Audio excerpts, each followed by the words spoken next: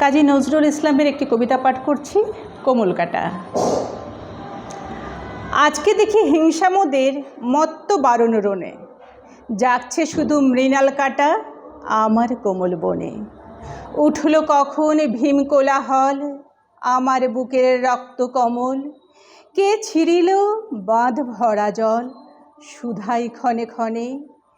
ঢেউয়ের দোলায় মরাল তলি, নাচব না আনমনে। কাটাও আমার যায় না কেন, কোমল গেল যদি। সিনান বধূর সাপ শুধু আজ কুড়াই নিরবধি।